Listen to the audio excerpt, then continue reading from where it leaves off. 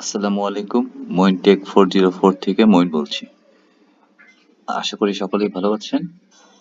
আজকে আমরা একটা ইন্টারেস্টিং পয়েন্ট এক্সেল এর একটা অপশন ফ্ল্যাশ ফিল নিয়ে আলোচনা করব। অ্যাকচুয়ালি এক্সেল জিনিসটা কি? এক্সেল জিনিসটা অনেক ফাস্ট একটা জিনিস। এই এক্সেল এ অনেক কিছুই করা যায়, অনেক কমপ্লিকেটেড ভাবেও করা যায়, আবার অনেক ইজিলি করা যায়।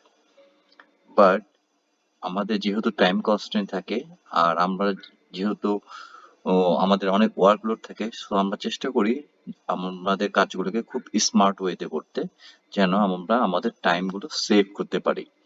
তো আজকে এমন একটা টেকনিক দেখাবো, যে টেকনিকটা যদি আমরা অ্যাপ্লাই করি, নর্মাল একটা শর্টকাট কি ইউজ করি, তাহলে হচ্ছে আমাদের টাইম অনেক ক্ষেত্রে বেঁচে যাবে। অনেক বড় বড় কাজ আমরা খুব সহজেই অল্প সময়ে করে ফেলতে পারবো।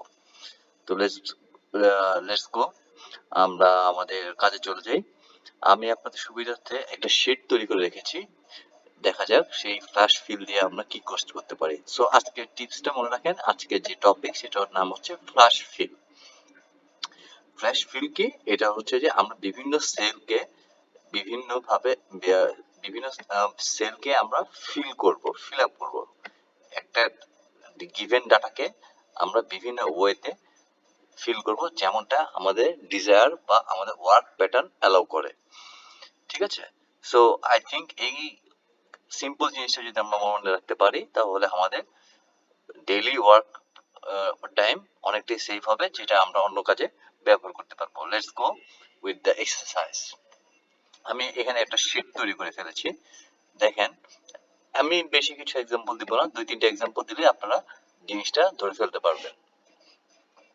আমি এখানে বেশ কিছু আমার পরিচিত জন বা কলিগের নাম লিখে রেখেছি।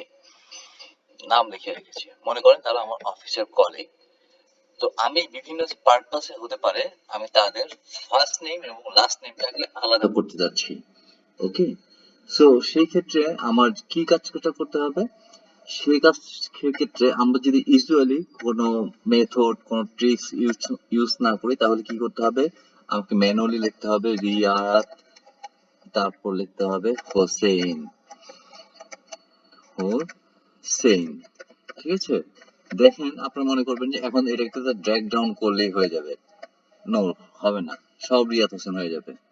সো করণীয় উপায় কি? আমি কি এখন একটা একটা করে যদি লিখতে চাই, এখানে তো অল্প কয়টা নাম, মাত্র 20-21টা নাম, হয়তোবা ম্যানুয়ালি লেখা সম্ভব।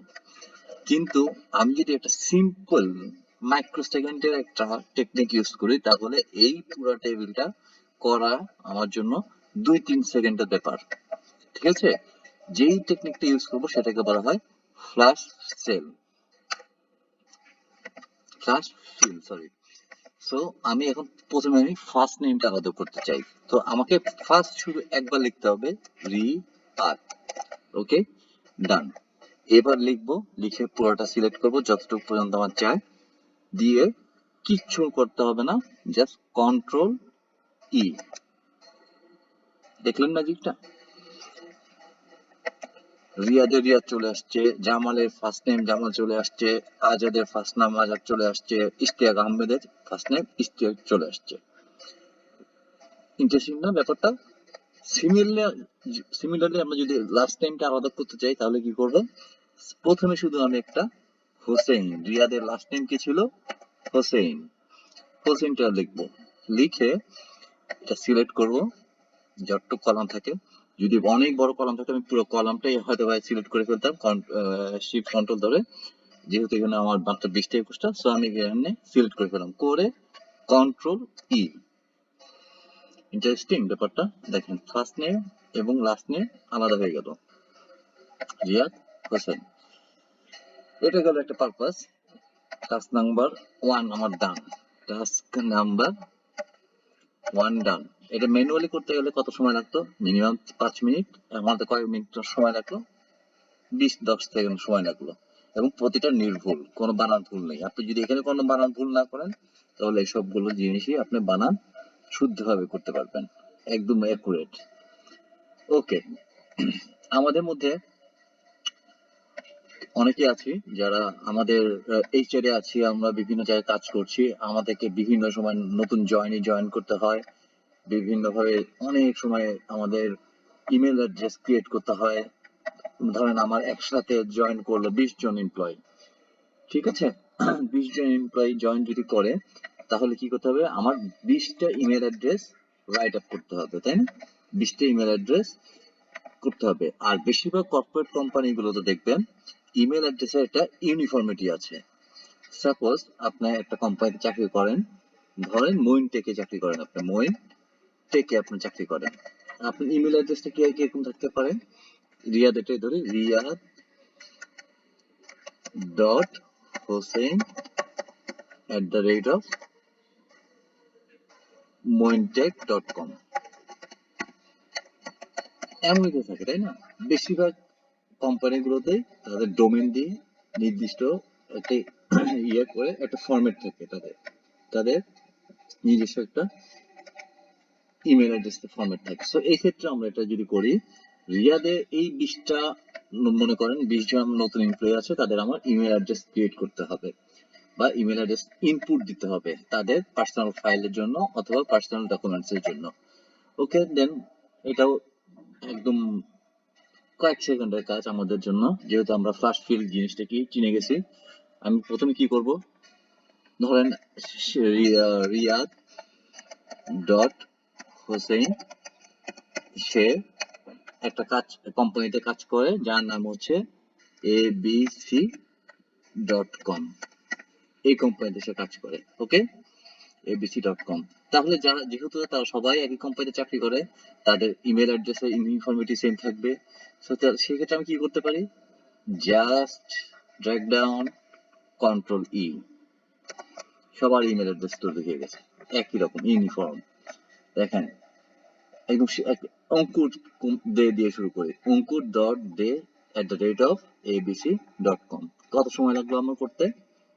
হাইয়েস্ট, আমি টাইম স্টপওয়াচ ধরি নাই, ধরলে হয়তো 4-5 সেকেন্ড লাগতো। ঠিক আছে, তো এটা গেল একটা পার্ট। বুঝতে পারছেন ফ্লাশ ফিলে কত মজা? আরেকটা এক্সাম্পল দিলে আরেকটু আপনাদেরকে দেখাই। ফ্লাশ ফিল দিয়ে আসলে অনেক কাজ করা সম্ভব, এক ভিডিওতে আসলে সবগুলো কাজ দেখানো সম্ভব না। আর দেখানোর কিছু নেই, খুব বেসিক আমি আপনাদেরকে বলে দিলাম। এখন যেটা করবো সেটা হচ্ছে একটু ম্যানুয়ালে করে দেখাতে পারি আমি।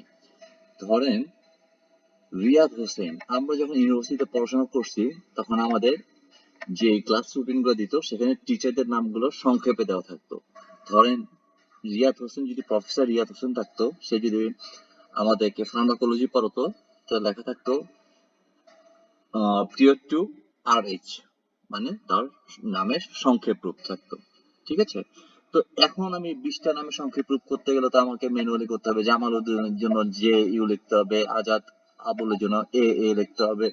তো এই প্যারা নেওয়ার কিছু নেই, আমাদের কাছে ফ্লাশ ফিল আছে। আমরা জাস্ট কি করব, রিয়াদ হোসেনের জন্য রিয়াদ RH লিখবো, এটা একটু ম্যানুয়ালি করবো, এটা আমি শর্টকাট কি দিয়ে করবো না। ধরে এরকম ধরে ড্র্যাগ ডাউন করবো, ড্র্যাগ ডাউন করার পর এখানে দেখবো সব RH, সব রিয়াদ হোসেন। না, সব রিয়াদ হোসেন থাকবে না, কারণ নাম তো ডিফারেন্ট।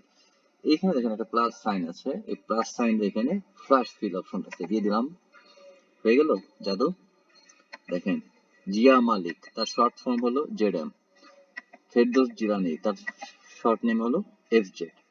আশা করি ফ্লাশ ফিলের এই যে মজাটা, এই ট্রিক্সটা আমরা যদি আমাদের প্রয়োজনে ইউজ করতে পারি, তো আমরা আমাদের ডেইলি যে ওয়ার্কলোড আছে সেই ওয়ার্কলোড থেকে অনেক ওয়ার্কলোড কমাতে পারবো, এবং আমরা আমাদের যে সময়টা আছে সেটা অন্য কাজে বা আমাদের নিজস্ব স্কিল ডেভেলপমেন্টে বা অন্য কোনো প্রোগ্রেসে কাজে লাগাতে পারবো। হোপফুলি আজকের ভিডিওটা আপনাদের ভালো লেগেছে। যদি ভালো লেগে থাকে তাহলে কাইন্ডলি লাইক দিবেন আর সাবস্ক্রাইব করে রাখবেন, যেন আমি কোনো নতুন নতুন ভিডিও দিলে আপনারা সহজেই ভিডিওগুলো পেতে পারেন। ধন্যবাদ, আসসালামু আলাইকুম।